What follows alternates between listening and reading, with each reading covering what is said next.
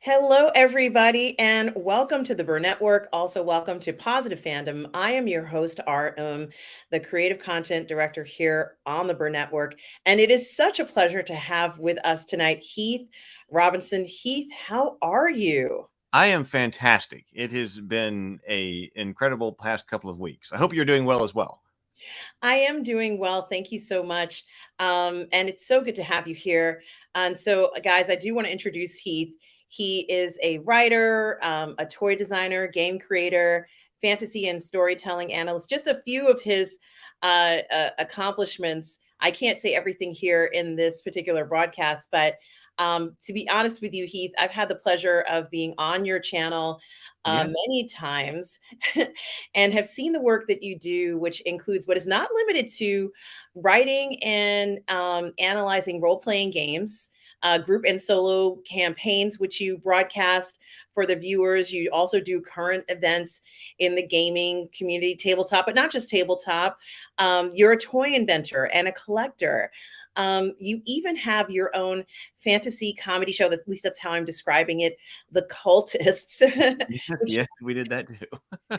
which we will be doing a watch party right here on the Burnettwork of both seasons 1 and 2, as well as TV and film reviews and screenplay reviews and book reviews. Heath, you're a man of many talents.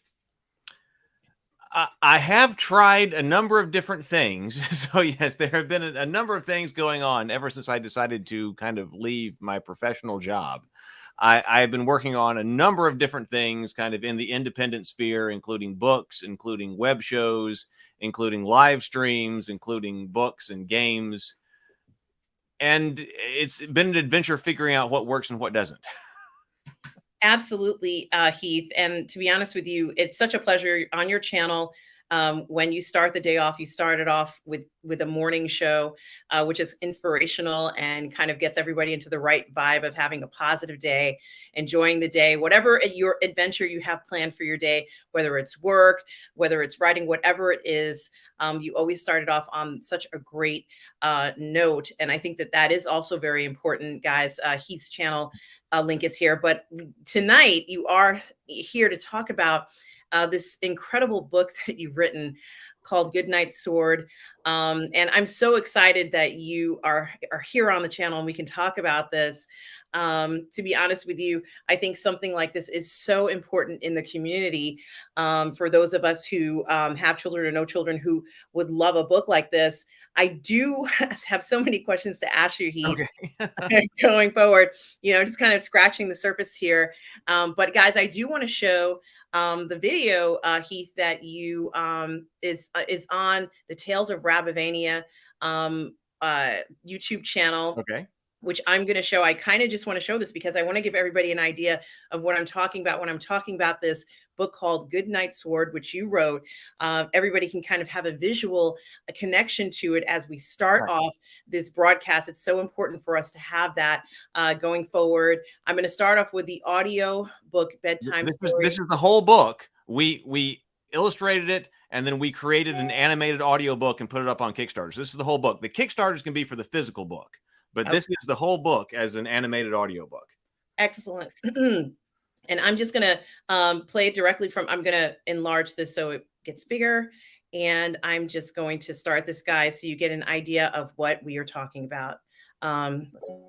Goodnight Sword, written by E.H. Robinson, illustrated by Adam M. Botsford, narrated by Brianna De Silva. Part of the Tales of Rabavania.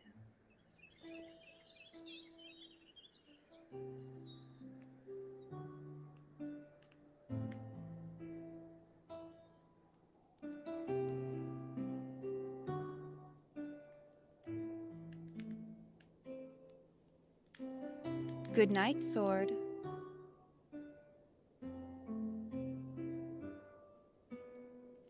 Goodnight Gourd.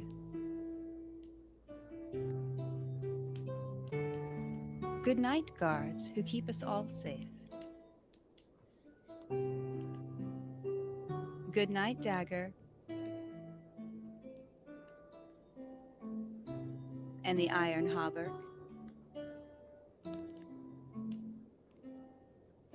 Goodnight cheese.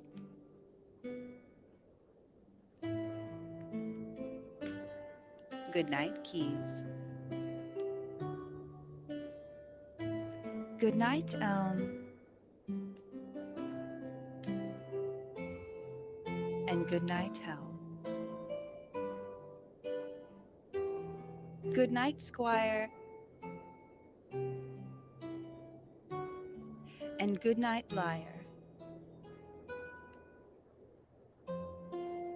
Goodnight shield. And good night to the lance only the gallant wield. Good night, banner.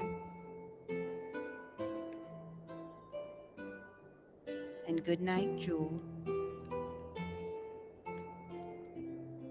Good night, gruel.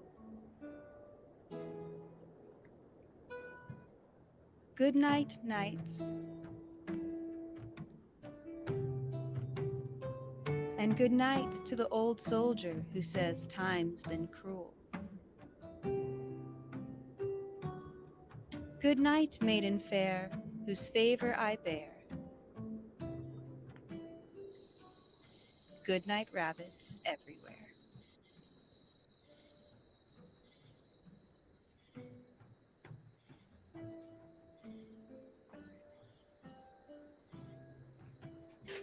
That's it. Well, Heath, I have to say congratulations to you. Oops, sorry, and it's still playing. Just one second.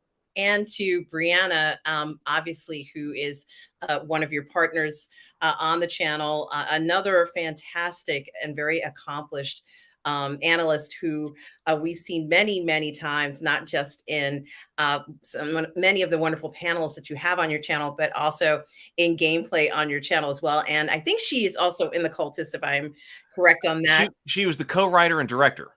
That's right. Brianna is absolutely brilliant, who you heard narrating Goodnight Sword, guys. And of course, this is one of the many reasons why we have Heath on here. There's so much to talk about with your background, Heath. But guys, yes, Heath is going to be having this book, Goodnight Sword. You saw the animated version of it. There is a hard copy of this book that you can purchase that Heath has created, and it is going to be up for sale. Tomorrow is going to start tomorrow morning. Yeah. Tomorrow morning is going to start the Kickstarter for Goodnight Sword. And I think it's so important that we have things like this. And honestly, Heath, you're a very dynamic individual. There's so much to talk about when it comes to your background. Can you please tell us how this all started for you? I mean, do you have a background in the arts? You know, like, when did the fantasy realm become a reality in your day-to-day life?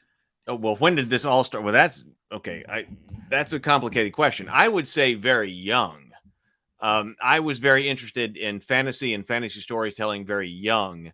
I would write stories. Actually, in one of my first stories was in Rabavania. So the Goodnight Sword is within the world of the Tales of Rabavania. So that audiobook is on its own YouTube channel for the Tales of Rabavania, where I'm going to be putting other stories about Rabavania itself. But that was one of my earliest stories or worlds that was all my own. And I think I started writing that in 6th grade. And I would write that, and then I would hand the written text or the written pages to my grandfather, and he would type them, and he and I would talk about them. But no, I didn't then. But so I did all that, but I didn't go to school for any of that. I went to school for geography. So I studied geography as an undergrad and then a graduate student. And I was a professor, a clinical assistant professor of geography for about 3 years at the University of Illinois. But then that was when Kickstarter was coming along. And my brother and I decided that we wanted to try to create our own board game around and bring it out by Kickstarter. And so I started creating board games through Kickstarter, and we started doing that. And so ultimately I left the university and started my own game development company with my brother, and then with another individual, David LaRocca. And so I went the professional route and then ultimately left it. and have been trying to make my own way ever since.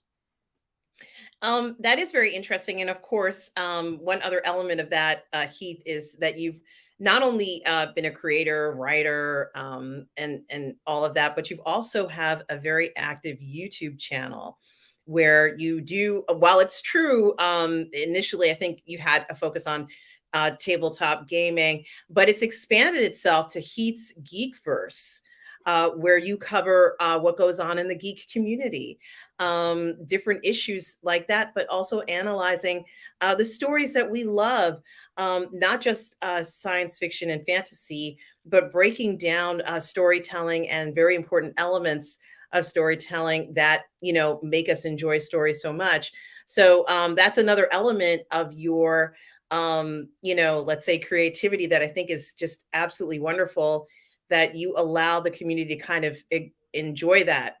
One of the things that I frequently enjoy watching on your channel is when you start to show us, you know, for those of us who, I'm accustomed to doing solo campaigns, but for those of you who do games and gaming like that, I love that you go through the rules and you break down a lot of very important things you need to know, like the basic things of how to run this game and what you should probably be doing and be aware of, that many of us, like myself, would miss very important details and things to discuss. And along with that, members in the chat have conversations about their concerns when they're playing games. It really does spur that creative process, because a lot of that game playing, even when when you're playing by yourself, it's interactive with yourself, but there's a lot of attention to these rules and different things to learn so that you can really get the best out of the game. And you often talk about helping people have the best experience when they're gaming. And I think that that's such a great approach to think about, especially for people who will be discovering games or going back to games that they haven't seen for many years. Heath, I've noticed that your incredible collection of games, where you share this on your channel, you don't hesitate to go back to a game that, you know, maybe it's 10 years old. Yeah, that's true. Yeah. It is wonderful to kind of rediscover the games after you've done certain things. And so that is something that I absolutely love. But of course, tonight we're going to be talking about Goodnight Sword. And there's a lot to talk about, everybody, because there's so much to Heath's background and what he does day to day. But tonight I do absolutely want to focus on this book, Goodnight Sword, which is just absolutely one of the sweetest things I think I've seen in a long time. And Heath, you know, I think it's really interesting. And you have mentioned before how, you know, important it is for young people to be introduced to fantasy stories. This does that in a somewhat familiar format that children are comfortable with. When and why did you decide that this was something that you had to do? The Tales of Rabavania and that world was something like that has been with me for a long, long time.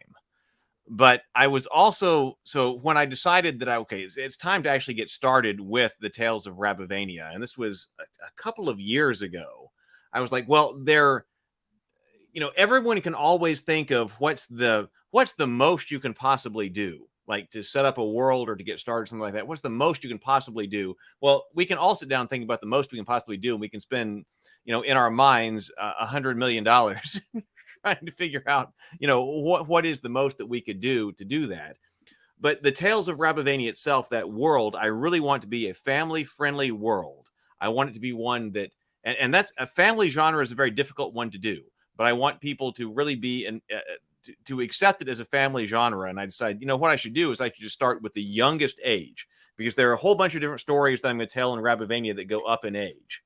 But I decided the youngest story that I can possibly tell in Rabavania is a takeoff of Goodnight Moon, Goodnight Sword. And I was thinking that people who like fantasy, who like medieval tales, they are going to, like, if you saw Goodnight Sword, you'd probably want to share that with someone, right? You know, a child or a younger niece or nephew or cousin, or, you know, the younger child of a friend or something like that. I was like, that's the youngest story that I would tell. So why don't I go ahead and start with that? and start with that one. And then as I go, we'll be leveling up as far as age group and complexity of story as we go. But this will be the youngest one. And it also, because it was so much a picture book, it's illustrated by Adam M. Botsford. And so I spent a lot of time talking to Adam Botsford because of the visual nature of this, because I have a very certain look that I want for this whole world. When you see it, how does it look? How is the armor, right? How, all of that, how does that look? And so Adam spent a lot of time with me. He was very patient trying to get the look of Rabavania right. And then he illustrated the rest of the book. So not only is it the introduction into Rabavania, but it from the youngest story that I've got, which we will get older as we go. But because it's so visual, it shows you, I think, what I'm trying to do with Rabavania as I go on. Yeah, that is very interesting. And I love the idea of telling a story for children, especially since I feel that so many of the story, um, let's say, our well known stories kind of have been changed around a little bit from what we're familiar with in recent years. Where many of the important elements, things that we have come to expect in a story, have been removed and replaced with different things that aren't that we're not necessarily that familiar with. I really love this concept. I love the points of view, the way that you have it drawn. And let's talk about the symbolism of the fantasy genre and what we expect to see in a fantasy genre here. It's so beautifully illustrated, Heath, and very easy for young children to identify very specific objects, coat of arms. I see shields. And tell us a little bit about Rabavania. For those of us who aren't familiar, I'm familiar with Rabavania because you've told me about it. But tell us about why Rabavania and why that was important to you, why those characters are important to you. Well, okay. So it's like I said, I've set it up kind of as the fantasy, the family fantasy world. And I remember when I was first writing stories long, long ago, this would be pre sixth grade. I guess this is fourth, fifth grade, something like that. I was writing stories that were very much Tolkien inspired because my family is very, very influenced by Tolkien. That's a very important part. Tolkien and his works are a very important part of my family. And so I was writing some stories and they were very Tolkien inspired. My grandfather told me that, hey, one day I want you to write something that is completely all your own. That was not going to be that. And I remember my initial response was like, well, no, I don't know if I could ever do that. I don't know if I could do that. But then I had a stuffed rabbit as a kid, which was given to me by my aunt and godmother. And for whatever reason, that was like, instead of like a favorite blanket or what, I'm talking about very young right here, rather than a favorite blanket or something like that, I had this stuffed rabbit that my aunt and godmother had given to me. And so I had that rabbit. And then I was eventually like, when my grandfather told me that kind of stuck with me. And I was like, okay, you know what? And I looked at that rabbit and I was like, all right, this is going to be a story about him. And so that was roughly sixth grade. And so I started writing out the story about him and whatever adventures he had in Rabavania. Now, Rabavania has been around from the very beginning, right? That word that for that. So that's how it started. Now it's changed very dramatically. So it was like a couple of years ago that I decided to finally return to Rabavania because it's been in my mind ever since about sixth grade. But about 2 years ago, I decided, okay, it's time to return to Rabavania. And I want to do it as a world for stories. I want to do it as a world for tabletop games because, as you mentioned, I'm also very involved in the tabletop game community. I've been writing an RPG for it. But I was like, if this is the first book, it does give a feel of everything that Rabavania is supposed to be. Yeah, that is very interesting. And what a fantastic world you've created for the viewer here. I'm just kind of showing a little bit of some of the images from the book. And of course, you said it was inspired by Goodnight Moon, which is a very well-known book, but certainly not as fantasy affiliated as this one. No.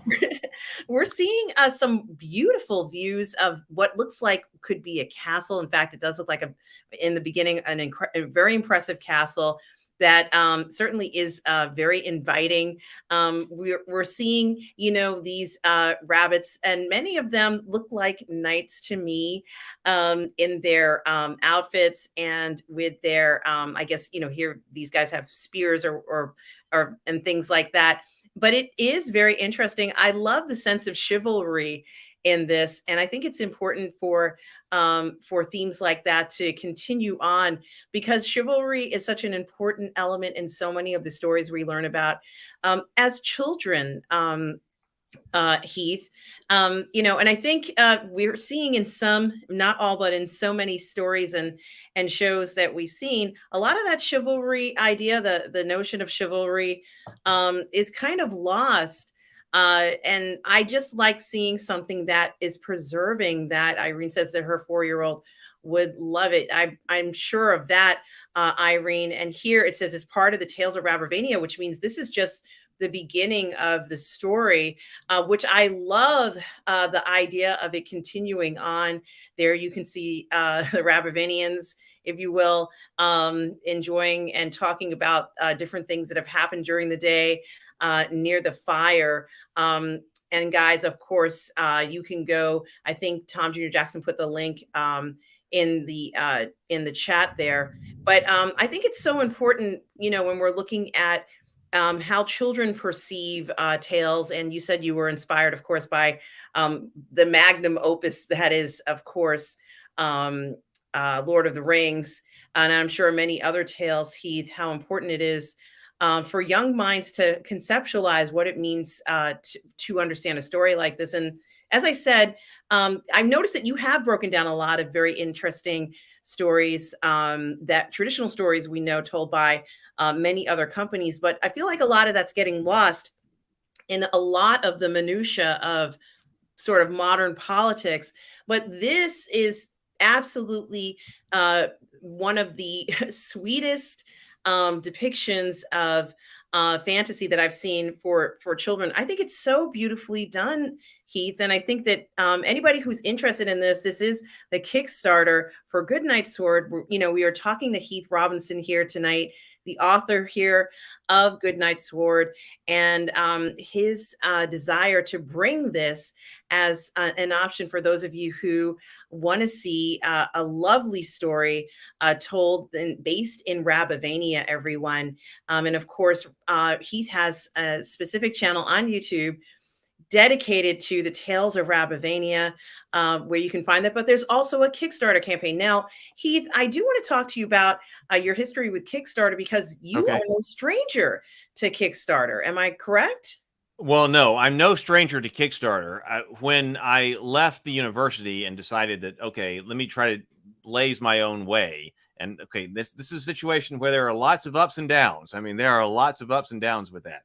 But when I decided to leave the university because I was not in a tenure track position at the university, I saw someone actually ask in the comments what it means to be a clinical assistant professor of geography. And what that means is that, okay, I was not a tenure track position, but in geography, my specialty was geographic information systems. So I was very much involved with the technology of the computer side of geography and its application. So I taught cartography, I taught geographic information systems, and I was at the University of Illinois, but I was not in a tenure track position. So what they decided to call their teaching positions, which the positions that was going to be focused on teaching the technical side of geography, was clinical. That's what that comes from. So I was not in a tenure track position. I was in a teaching clinical position where I was focused on the technology side of things.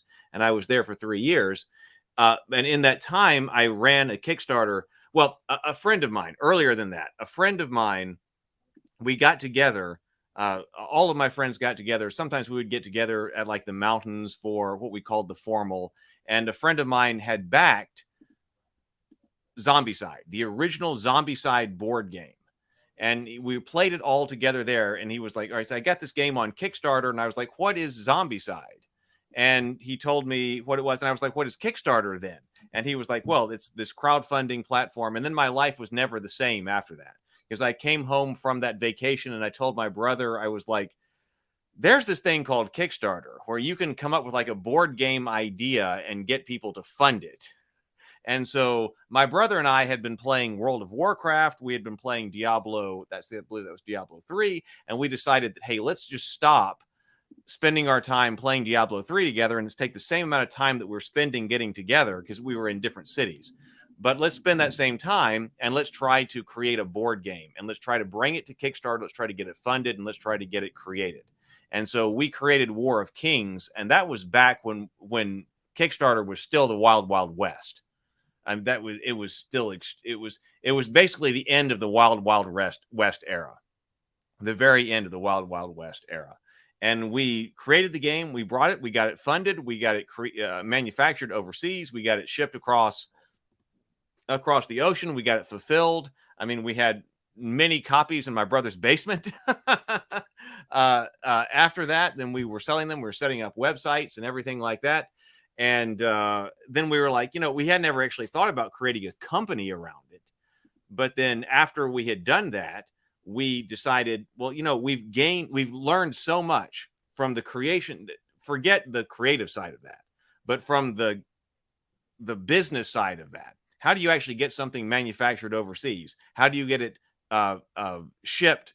How do you get it freighted across the ocean? How do you get it set up at distribution facilities? How do you actually get it sent to backers? We had learned so much about that we decided that, why don't we actually try to make this a business? And so we did a few other projects after that about, like, let's use this knowledge and try to create this. And ultimately my brother and my company didn't work out, but then I started with another guy, David LaRocca, who is a fantastic artist and is known in the community, like the Lovecraftian fantasy cosmic horror community.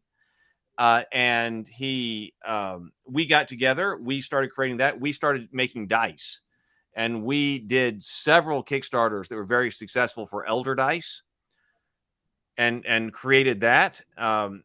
We were creating dice that were based on the Lovecraftian mythos. I would write the mythos, like the lore behind all the symbols that all the dice were based on. And we did that for several years.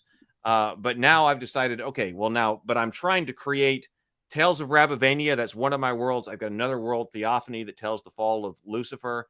And I want to get these things off the ground. And I've been trying to do that over the last couple of years. And so getting this one out, getting Goodnight Sword out is the first step in that. Yeah, and thank you for letting us know that. It is wonderful to see that you are at this point. I know that you've had several Kickstarters, several successful Kickstarter campaigns, been there from the beginning, and you understand how the process works. This is a little different because you're doing the books on demand, you're printing on demand, which means people will get their book no matter what. That's also very important to you to offer to people. So, we've seen what can happen on some Kickstarter campaigns, depending upon how they're set up. It's not exactly ideal. And you've been kind enough to kind of share a lot about the book on your channel. We still do hear Brianna narrating the book often on your shows, which is wonderful. And I do think it sets a tone, Heath, that's very important as well in the type of content we want, let's say, our children to see, what's important when it comes to the type of things that they should be reading. I think it's just such a wonderful book that you've created. I know I'm going to be picking up a few copies. Tomorrow it goes live, guys. Here is the Kickstarter page. I put the link in the chat as well. I'll probably put it in the description also so that we can see that going forward. And I did kind of want to ask some questions about, obviously, you know, we are talking about the book, and it is something that I recommend to everyone who knows a child who loves fantasy, or you want to introduce a child to fantasy. This is exactly the type of book that you would want your child to read. And many of you in the chat are talking about picking up the book, which is wonderful to hear. But I am also very curious about your team, pretty much many of the members who I have seen, and also the fact that you have created a show called The Cultists. And I did briefly touch on The Cultists, which I think is also very interesting. It, you know, I described it as a fantasy comedy show. I'm not quite sure whether you would describe it that way. Um, but I did want to mention everybody that we are going to be doing a live watch party of that show here on the Burnettwork coming up. But I think it is very interesting because, you know, for those of us who are also going to obviously be picking up the book, we're also very interested in the cultists as well. And I was curious as to how that project came about in regards to the cultists, Heath, as well. I do feel like I should ask you that question since you do have so many different types of projects going on. And I was just curious as to how that one came about. Okay, I just put in the private chat a link to the Cultist trailer, All the right. season 1 trailer, Yes. if you want to show that. But Yes, okay, so yeah, I shall show that. okay, because yes, I've been involved in a bunch of different things, and I can tell you exactly how that came about and what that means. Yes. You want to show that first? I'm going to show the Okay, cultist all right. trailer This first. is the season. We've got 2 seasons. There are 2 seasons on YouTube now. This is the trailer to season 1. Okay. It's on my channel, Heath's Geekverse. The Cultists is. So let me just go ahead and unmute that and play. You think the cult of the Yellow King is here? I didn't sign up for this. You've opened the door to Carcosa. Our son, Mike, has gotten involved in some things. Yogg-Sothoth, Astermon, Antarte. It's causing a lot of tension in the family. If you really cared about my future, then you let me sacrifice my little sister.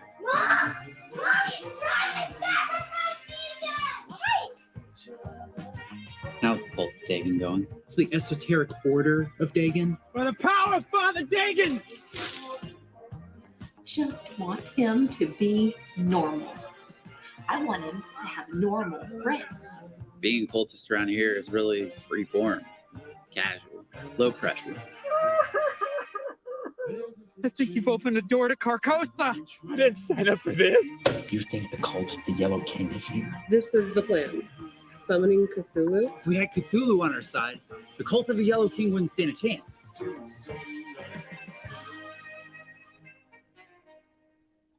Ritual. So that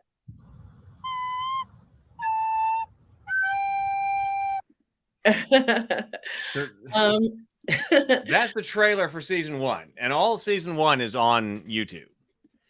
Well, I did just want to mention it because I was so impressed when I had first started talking to you about the cultists and you explained to me what it was. I knew that it was a program that you created along with your team, Heath, a bunch of very talented creators that are bringing us quality entertainment that, you know, those of us who are into this universe of role-playing games understand let's say the challenges presented while participating in it. I thought it was just done so well that I had to bring it up, and we have to bring it to the channel so that everybody can experience how much fun the show is as well. So that's something else that you're involved in, and I did want to mention that it's from the creatives of the cultists bringing you Goodnight Sword as well, and how important it is for us to see what else you all seem to come up with, because so much of it is so entertaining, so much fun just to kind of watch and see all the different personalities involved in that show. So I did feel like I had to mention that. You have quite an extensive team who are involved with the cultists. When did you come up with the idea for it, Heath? Okay, so when I was working with David LaRocca, who was my business partner after my brother, when we were working on different, game design things, I was working. My second company in the tabletop game industry was David LaRocca, and he is huge into Lovecraftian fantasy and Cthulhu and all of that. And so he and I got together, and he said, "All right, let's try to make a company that would create basically IP around his IP, which was Journey to the Tree of Sorrows, which was intended to be a very serious, dark fantasy Cthulhu world." And then I also put in my IP, Theophany, which was about the fall of Lucifer, which I mentioned before. And I said, all right, let's go with these things. And how do we develop these as an IP? And one of the ways that we could possibly do that was through video, or how do we pitch those as some type of show or something like that. But we were very new at that. And I knew very early on, by the way, there's a thunderstorm going around here at my house. So if that's what you're hearing, there is, if I all of a sudden blink out, that's what's happening. There is thunder going on. That's what's happening here. But so we wanted to be able to create something that we could even pitch to Hollywood. And so we were creating, we wanted to create scripts and things like that. And I said, we need some type of way to show people what we are trying to do with his world, Journey to the Tree of Sorrows, which I've written material for, and I've written RPGs for, which is very serious, very dark, Cthulhu kinds of horror stuff. But as he and I were writing that, or coming up with ideas or bouncing ideas at each other, occasionally, like you do, you end up with a bunch of jokes, about things that were going on. So I always just kept a notebook also running of all the different jokes that were involved.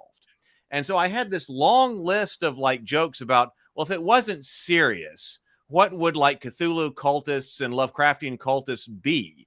And so I had this list. And then eventually one night when I was sitting at a bar, I was like, now, wait a minute, could I turn this into scripts? Could I turn all these jokes into scripts? Because we wanted to create. Also, I knew that if we tried to shoot something, so there were two different angles to this. There was the joke side, but then also I knew that if we tried to shoot something serious, to try to pitch as part of a Hollywood pitch, wherever that goes, we were not prepared as far as the quality of our production goes. So I said, all right, we need to practice.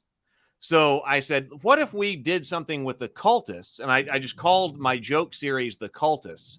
What if we did something with the cultists to practice our production capabilities, get people on board, learn what we're trying to do, practice. And so then in maybe 3 or 4 different iterations, we would be able to have the quality of production that we needed to in order to create something that could be part of a Hollywood pitch. Because like I said, I didn't want to start with the big ideas because we just wouldn't have been able to do them. So I created the cultists. I wrote the whole scripts for them, I wrote part of the scripts for them. And then I brought Brianna De Silva on, and I was like, here, let me send you some of these scripts. She wrote some of she's the co-writer of this. And so she wrote a bunch of the parts of the scripts. We put them together, and then I produced it. She directed it. And that was basically our first shot. We had done a show called Dinner and a Board Game together. That was people coming together to my house to cook dinner and play a board game. That was unscripted. And then we said, all right, now can we do something scripted? And we did the cultists. And so the cultists has been part of what we are trying to learn. Because then it says the Cthulhu comedy is a very underserved genre. I think so too. So definitely look up the cultists. Right. That's exactly what the cultist is. And there are 2 seasons of that. I thought so too. But as we did that, we learned so much to create the cultists. And now we could potentially use those lessons to create something for the Tales of Rapavania or Theophany or some of the more serious kinds of genres in some kind of Hollywood pitch. Yeah, Heath, there's so much talent and creativity behind the cultists. that it's not a surprise you guys have brought it and so much more into something like Goodnight Sword. Dennis Wright says, yes, the Cthulhian comedy is a very underserved genre. And Irene wants to know, question for Heath, once your book takes off and they start making a YouTube 3 a.m. spoofs, are you ready to sell authentic merchandise, AKA plushies? Okay, well, that's a great question. Okay, so you can see what's behind me right now. So here's my situation. With the Tales of Rabavania, starting about a couple of years ago when I was working on the book and stuff like that, I was working on a whole bunch of stuff for the Tales of Rabavania, but I haven't gotten the traction necessary to actually put a whole bunch of merchandise into production. That's why I'm getting started tomorrow with the Goodnight Sword Kickstarter, where we are doing just the book on print on demand. But you can see behind me, let me show you, like this is a plushie of the main character from Goodnight Sword. Aww. This is one of our hero knights from Tales of Rabavania.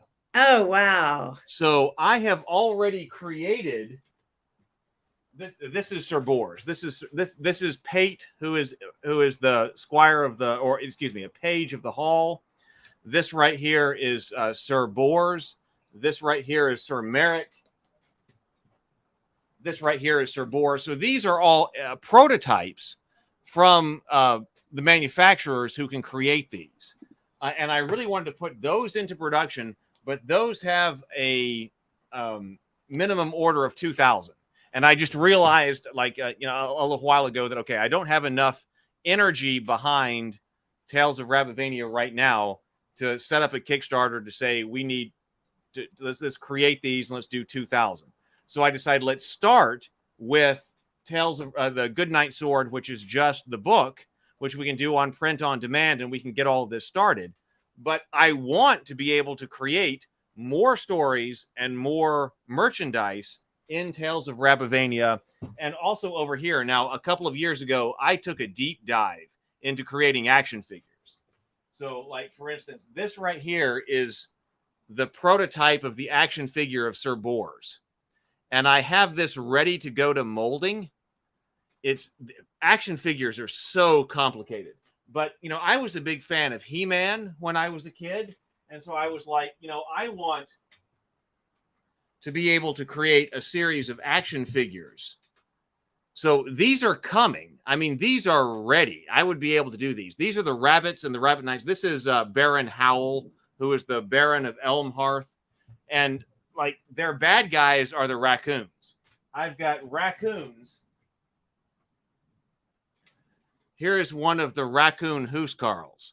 So the barbarian tribes beyond Rabavania are the raccoons. So I also have raccoon action figures sculpted. So ultimately, I mean, these are sculpted. The manufacturer has them. I haven't bought the molds yet.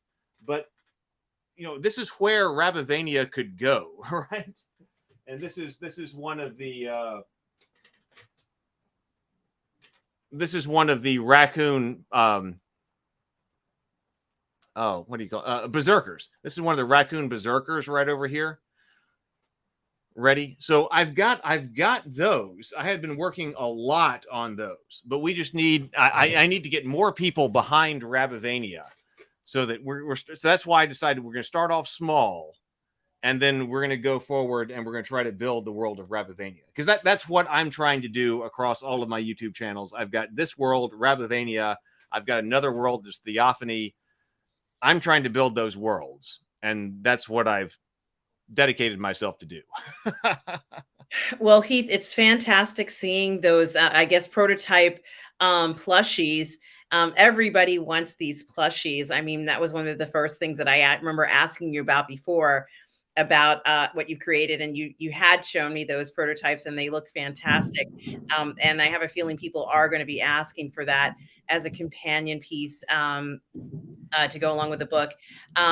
Dennis Wright, for a $9.99 super chat. Thank you so much, Dennis, for the generous super chat. Says, kudos to the creativity. Looks funny. I Thank you. love Cthulhu Mythos. Yes, isn't it wonderful, Dennis? And everybody, we're going to be showing that here on the Burnettwork. We're going to have a live watch party of season 1 and season 2 of the Cultists.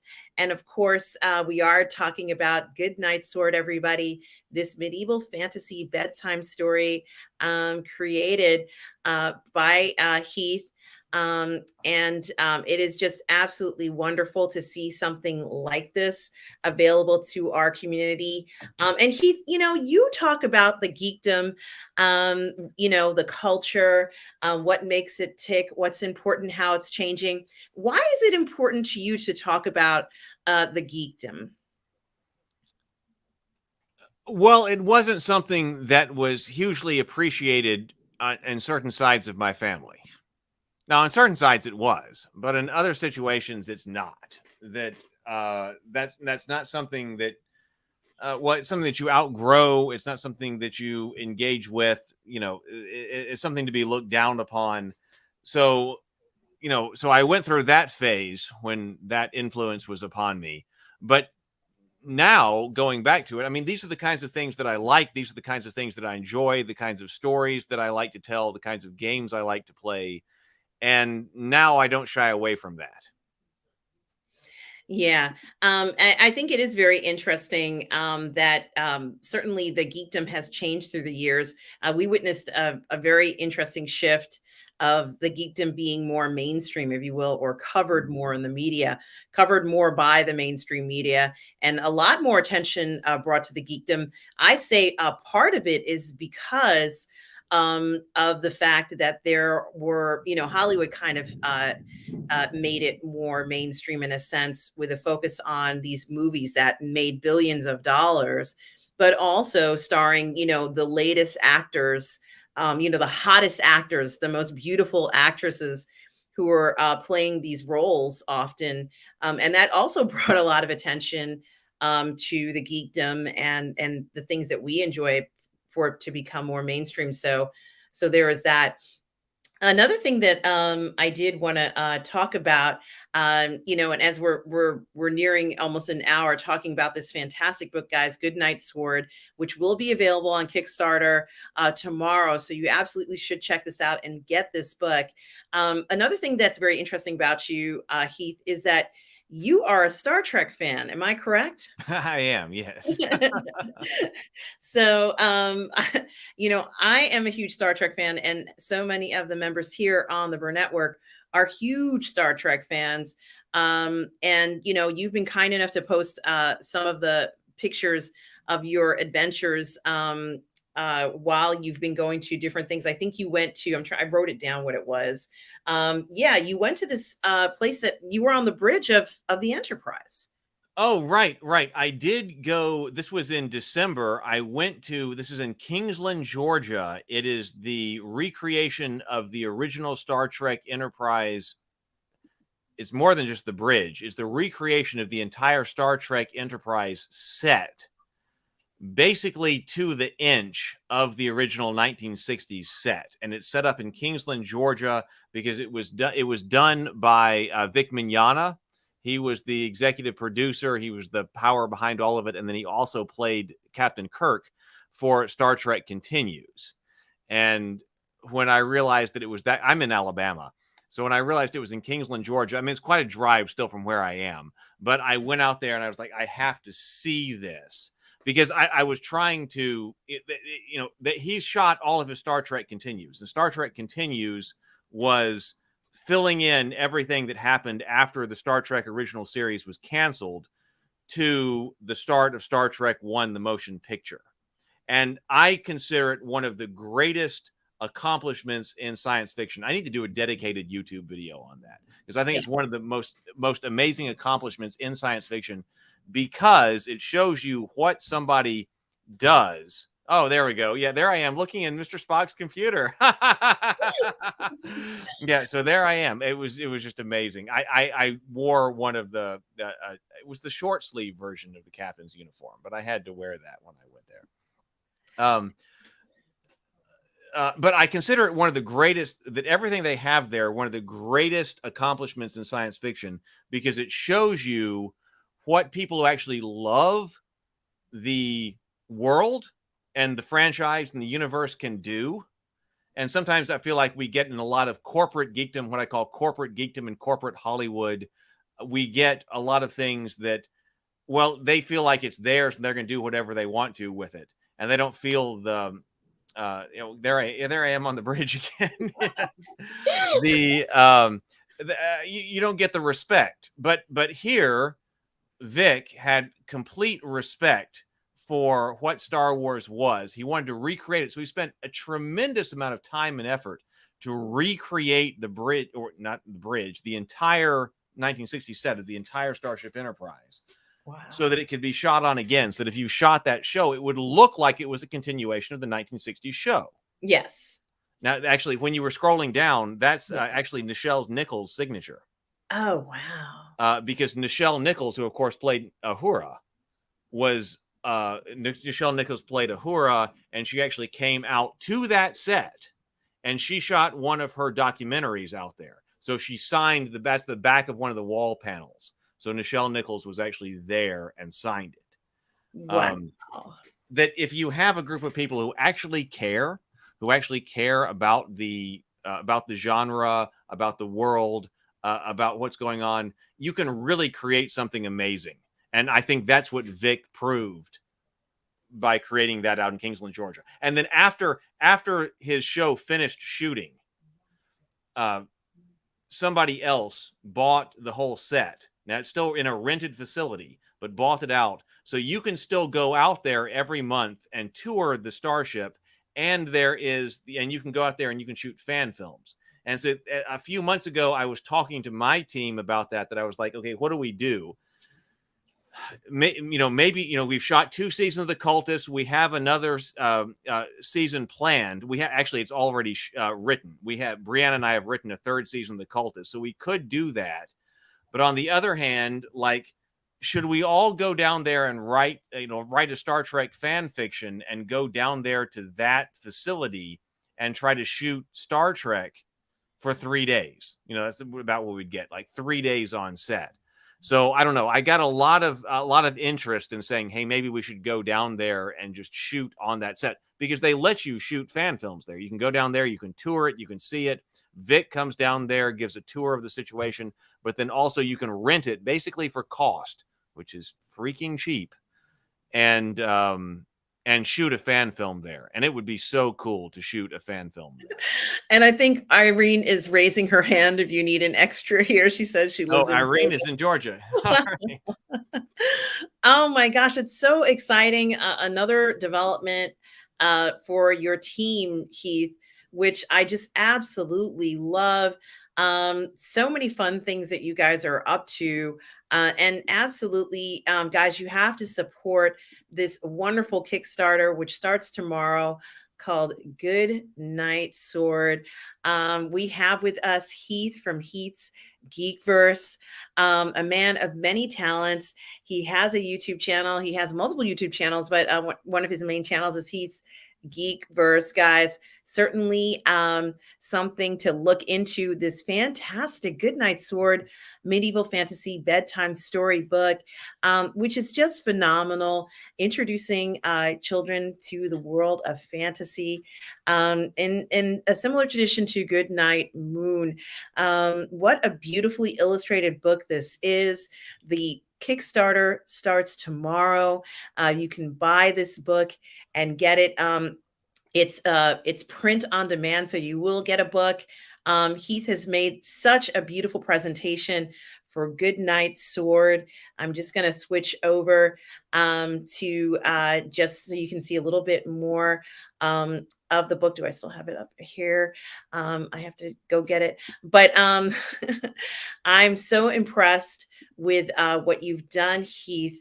And it's just so beautiful. I think so many children are going to just fall in love with this book. I think a lot of parents are going to look at this and just be absolutely enchanted with it. I just want to bring up one of the trailers from the website, from the Rabavania Okay. website. I just want to take a quick look at the book trailer here. Let me just go ahead and put that up there. I'm going to play that Okay. for us here.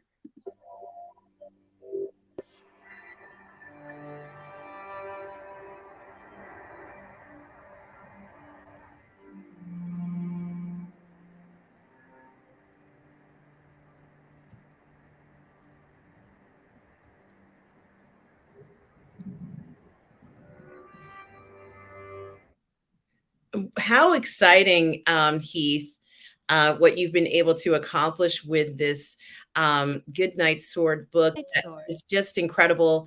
I just love the artwork. Lorena was here earlier and she talked about how beautiful the artwork is. Adam did an amazing job. Oh, it's stunning. And I love it. It looks like it's a storybook within a storybook. I love that concept of introducing the different pages. As you know, a child will look at this and be very enchanted by what's going to come on the next page here. Certainly. And I did mention the idea of chivalry and how important chivalry is. Where it says, and good night to the lance, only the gallant wield. How important chivalry is in a lot of these stories. I talked about how you and your team and your panels often talk about, you break down stories and talk about what it is essentially that keeps us coming back to a story, keeps us excited about a story. And I think that chivalry and gallantry are important things that keep children coming back because they can depend on those themes in a story. Even children have expectations for stories. What do you think, Heath? Yes. I wanted this. I wanted this to be something ultimately, as Rabavania goes, that if the parents are watching, you're like, oh, what's going on? What are the kids watching? Oh, they're watching the Tales of Rabavania. Okay, that's fine. That's good. That whatever is in Rabavania is good messaging and that it's positive. Like I said, it doesn't necessarily mean that it's sugar coated, but that it's positive, that it's something that they are comfortable with kids watching, but that because, like I said, the family entertainment genre overall is difficult because sometimes family just means something the parents will tolerate. And that's about it. But I want it to be more than that. So I have written more than this. I wrote I came close to finishing a book on the mythic prehistory of Rabavania. And I sent that off for review. Cameron Pasha. Yes, I do. He reviewed it for me. Oh. Yeah, so Cameron is the person who is out there who has actually read most of Rabavania than almost anybody. I have one family member who I would send stuff. Oh, wonderful. So Cameron read that. He sent me a bunch of critique back. He basically said I needed to rewrite it. But he's been also working with me on writing a film script for the Tales of Rabavania and kind of the main storyline. And I've been working on that for months and going back and forth with him. So I want something really positive to develop out of this. Yeah. And here we have Douglas commenting about how important it is for parents to have those shows they trust. Heath, you've had such great panels where you break down stories and you look at certain elements of the story. And I think it is really important to have those stories that parents can trust and also stories that children will understand and will make sense to them. The idea of chivalry and someone saving the day are important things for children to see, as they develop. So I think that certainly Goodnight Sword is so beautifully presented. It's just so wonderful to see the sword next to the fireplace here. And we tried to make it really realistic. Like when you see the sword and the bucklers and things like that, that was one of the things I was talking to Adam about. I was like, I do not want this to be an over the top fantasy world where you've got the gigantic, 3 foot wide swords or something like that, I was like, we've got to ground this. I was trying to ground this in 13th century Europe. I was like, all right, the main storyline takes place in something that's the equivalent of 13th century Europe. So I was trying. I went through a lot of phases, which is actually on the channel, where I was like, all right, this is the lookbook. We called it the lookbook, where I Yes. was like bringing together all of the different images about what does the armor look like, what do the weapons look like, what does the sword look, what's the world trying to be like, and then I brought together that world book, and then I went to a bunch of different concept artists, and I said, all right, we need to concept Rabavania, and I think I went to about 4 different concept artists to say, all right, based on this lookbook, based on all these images that I brought together, what does Rabavania look like? And there were about 4 different concept artists that took a stab at it, and some of them were terrible and not what it was supposed to be, but Adam completely got it. And so Adam was like, all right, we got that. So then we did a whole line of concept art for what is Rabavania, and then we used that concept art to go on and create this book, because I wanted to know that if there is like some type of film script or something like that, what does this world look like? What is it about? What is its realistic grounding? I wanted that to come across even in this earliest book. I wanted it to be there. Yeah, I think that is very important, to set the tone of the book, especially for young readers. They're going to be looking at all the details here very carefully and very distinctly. It's important for them to kind of grasp that.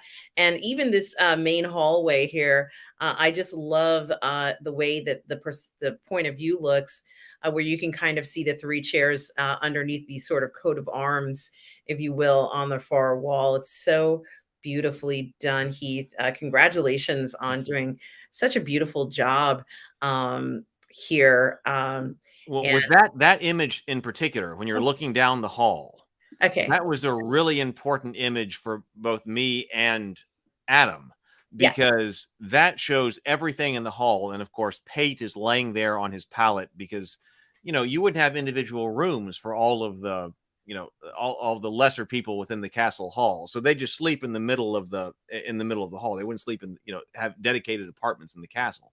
So he and other people, you can see some other people have pallets prepared on the floor, but we designed this image after we designed the rest of the book, because when you go and see other things in the book, you can come back to this image in the beginning, and like a child could point out all the different things that were pointed out later in the book here in this image.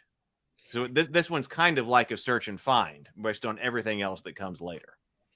well, it's so beautifully done, and you can find everything quite easily. The colors are such beautiful tones.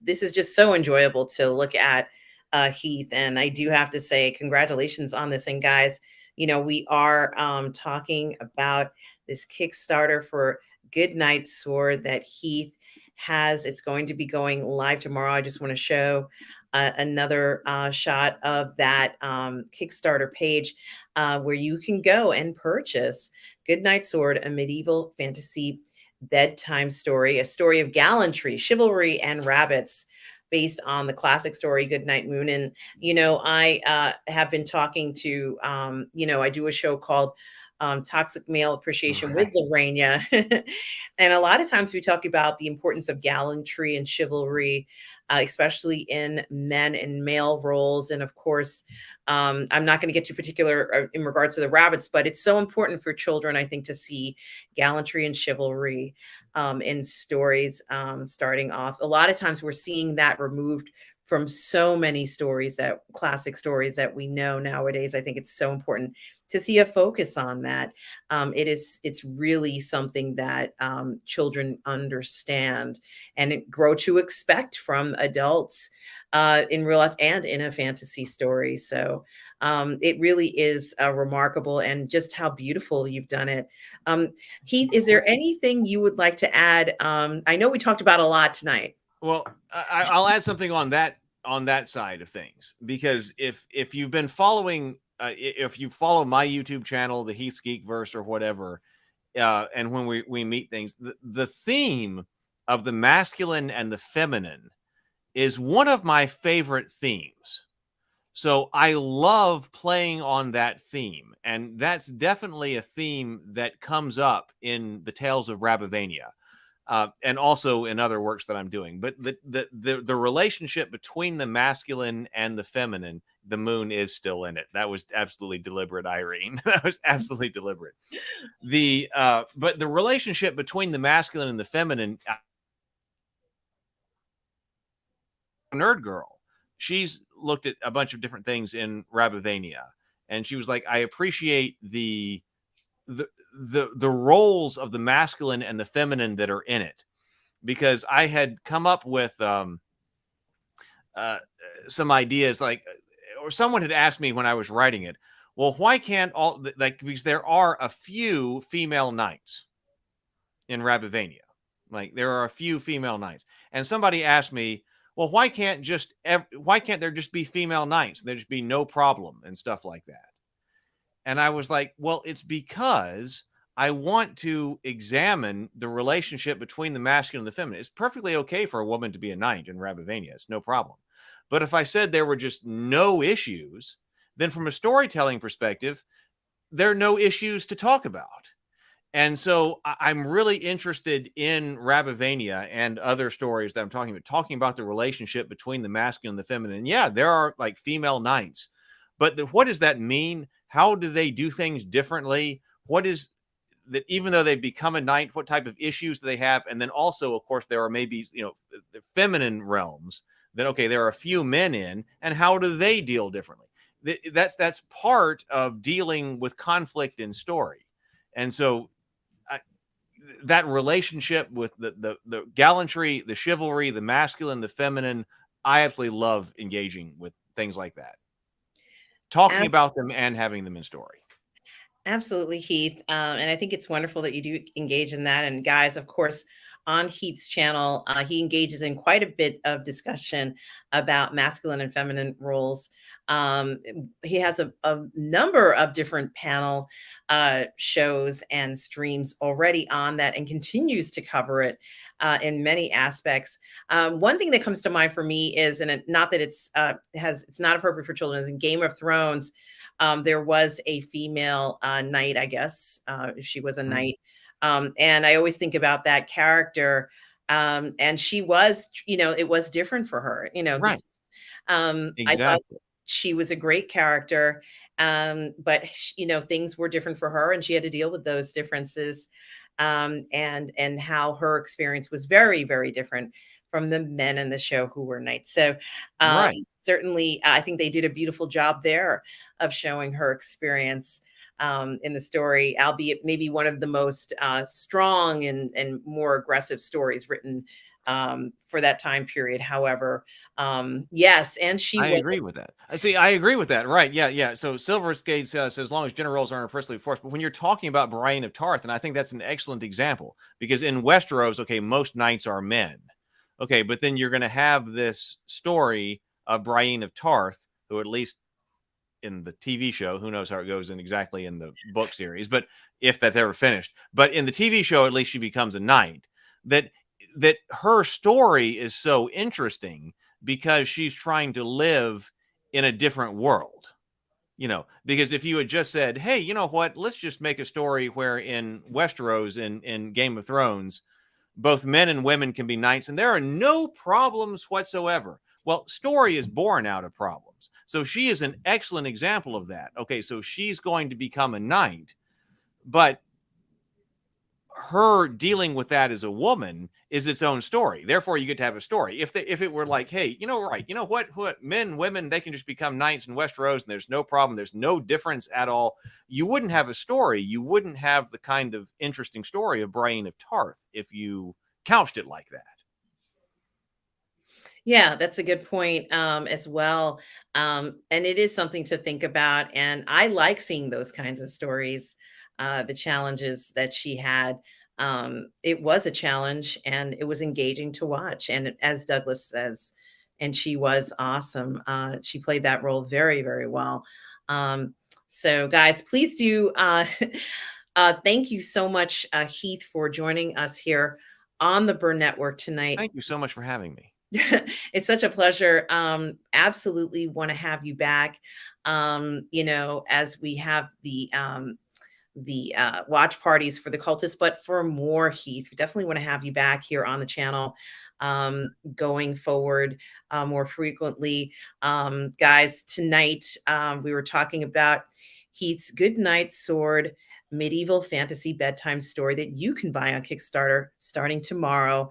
It will be available for purchase, and it is a print on demand, which means you'll get the book.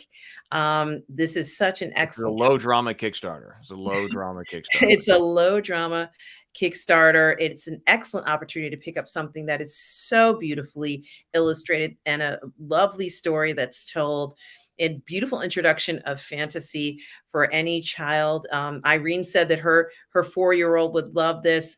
Guys, I have a feeling so many children out there would love a book like this. Certainly so well made. The illustrations are beautiful. Do check it out, everybody. And of course, yes, Heath, where can people find you? My main place is on YouTube. If you look up Heath's Geekverse, I am live there. I have a show that I do live every morning at 9:30 a.m. Central. That's the morning grind. So if you look up Heath's Geekverse, that's where I am. We talk about, lately we've been very RPG heavy, but we generally look at tabletop games. So, and then on Tuesday nights, actually Doug is going to be with me tomorrow talking about Star Trek II, The Wrath of Khan. We're going to be analyzing Star Trek II, The Wrath of Khan tomorrow night at 7 o'clock p.m. Central. So my main place is YouTube, Heath's Geekverse. Look that up. I do have a Discord server, which is, I just put in the private chat, which is a Discord server link. So there is the Ravenkeep Discord server where I have that. And then I suppose I should also send people, well, hey, I will send people to this link if you want to post this. This is the preview of the Kickstarter. If you want to see it tonight, I'm also a believer in a no surprise Kickstarter. Thank you. The no surprise Kickstarter, if you click on that preview link, you'll be able to look at exactly what page is going to be live tomorrow. So you'll be able to see exactly what it is. And then also click that link so that you'll be notified on launch. And then we'll get rocking and rolling with this tomorrow and produce some Goodnight Swords. Absolutely, guys. Here's the link for the Kickstarter.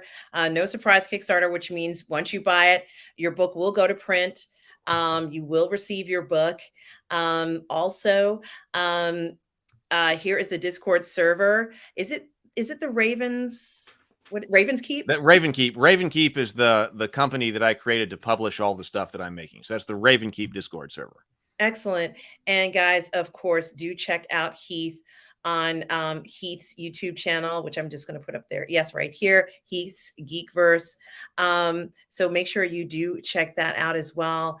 Heath, it's been such a pleasure having you here tonight. Thank you so much. It's a pleasure talking to you as well. I really enjoyed it. Thank you so much for coming onto the channel, letting the viewers know about Goodnight Sword. Such a lovely, lovely book. And Heath, it's a pleasure speaking to you. Again, thank you. I want to thank Tom Jr. Jackson, my moderator, collaborator, and good friend for moderating tonight. And of course, he has his own YouTube channel. So make sure you check that out in the chat. And guys, please make sure you pick up Goodnight Sword starting. That Kickstarter is going to start tomorrow. I'm excited. My mother keeps reminding me it's going to be, to go and look for to go and order it. I told my mother about it earlier today. She keeps reminding me all day about the book. So certainly do check it out, everybody. And on behalf of the Burnettwork, I want to thank everybody, all the PGS members and people from Positive Fandom who showed up tonight. Such a pleasure to see all of you tonight. Thank you for stopping by and introducing Heath, such a talented creator, and his team. Very lucky to have him come on the channel and talk about his projects, which are absolutely wonderful. Don't forget, we are going to be doing a Cultist watch party for season 2. I'll be there. Yes. Oh, I can't wait, Heath. I can't wait. And I'm so looking forward to it, everybody. It's going to be fun to watch many of us who are into role-playing games and tabletop too, who have experienced very similar situations that we experience in the Cultists. certainly such a pleasure to watch something like that.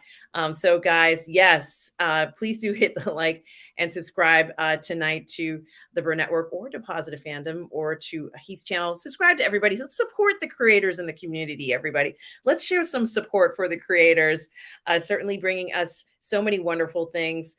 Thank you for the super chat earlier as well. And guys, remember, no matter where you are in the galaxy, always remember to please be kind. Take care, everybody. Take care.